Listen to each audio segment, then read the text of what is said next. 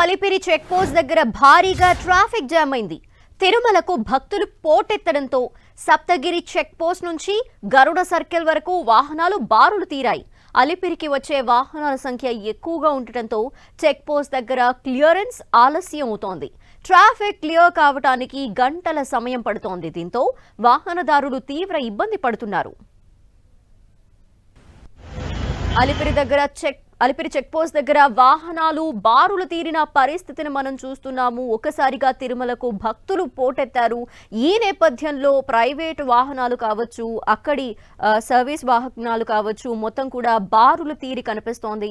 సప్తగిరి తనిఖీ కేంద్రం వద్ద అలిపిరి మొత్తం కూడా వాహనాలు భారీగా బారులు తీరి కనిపిస్తోంది.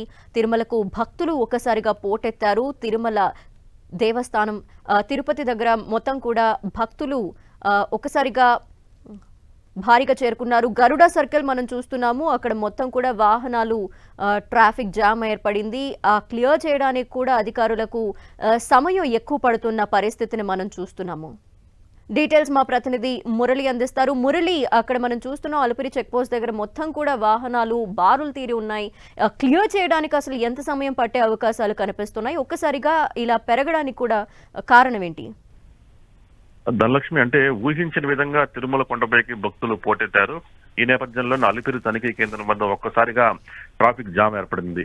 నిజానికి అలిపిరి తనిఖీ కేంద్రం ఉన్న సప్తగిరి తనిఖీ కేంద్రం వద్ద దాదాపు వందలాది వాహనాలు పూర్తి స్థాయిలో బారులు తీరి ఉన్నాయి. ప్రధానంగా నిన్న మొన్న తిరుమల కొండపైకి అక్రమంగా మద్యం మాంసం చొరబడినట్టుగా విజిలెన్స్ నిన్న గుర్తించడం జరిగింది. నిజానికి ఈ ఘటనను చాలా సీరియస్ గా తీసుకున్న టీటీడీ విజిలెన్స్ ఒక్కసారిగా తనిఖీలను మరింత ముమ్మరం చేశారు. మరింత క్షుణ్ణంగా మొత్తం వాహనాలంతా కూడా పరిశీలించి పైకి అనుమతిస్తున్నారు. ఈ నేపథ్యంలోనే ఇట్లాంటి ఒక ఆలస్యానికి కారణం అని చెప్పవచ్చు. దీంతో పాటు అనూహ్యంగా అంటే టీటీడీ ఊహించిన విధంగా భక్తుల రద్దీ కాస్త పెరిగింది.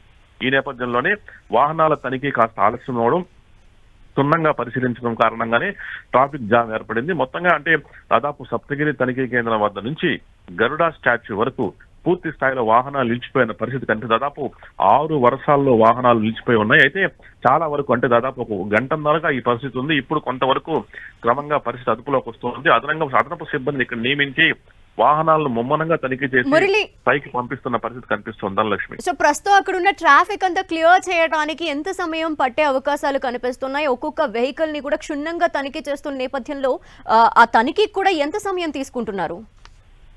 ధనలక్ష్మి, సాధారణంగా ఇప్పుడున్న పరిస్థితుల్లో అయితే ఒక్క కారు తనిఖీ కోసం కనీసం 4 నుంచి 5 నిమిషాల సమయం పడుతూ ఉంది. సాధారణంగా ఇంత సమయం పట్టదు. చాలా వరకు ఒక్కొక్కసారి తూతూ మంత్రంగా కూడా తనిఖీలు కొనసాగిస్తూ ఉంటారు. అయితే నిన్న మొన్న కూడా ఈ మద్యం మాంసం కొండపైన పట్టుబడిన నేపథ్యంలోనే ఉన్నత స్థాయి నుంచి వచ్చిన ఆదేశాల మేరకు అత్యంత క్షుణ్ణంగా ఈ వాహనాలు తనిఖీ చేసి కొండపైకి అనుమతిస్తూ ఉన్నారు. ఈ నేపథ్యంలోనే 6 నిమిషాలకు పైగా ఒక వాహనం తనిఖీ కోసం సమయం పడుతుంది. ఏదేమైనా మరో అర్ధ గంట లోపే మొత్తం ఈ ట్రాఫిక్ అంతా కూడా క్లియర్ చేస్తామని కొద్దిసేపటి క్రితమే టీటీడీ విజిలెన్స్ కూడా చెప్పడం జరిగింది. చాలా వరకు ఇక్కడ పరిస్థితి అయితే కొంత అదుపులోకి వచ్చింది. Thank you Murali.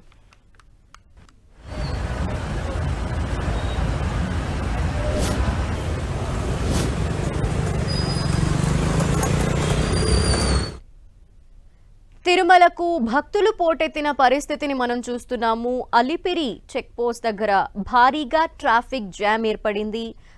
ఇటీవల మద్యం అలాగే మాంసం కూడా పట్టుబడిన నేపథ్యంలో అలిపిరి కొండపైన ఈ నేపథ్యంలో అధికారులు క్షుణ్ణంగా తనిఖీలు చేస్తున్న పరిస్థితి కనిపిస్తోంది.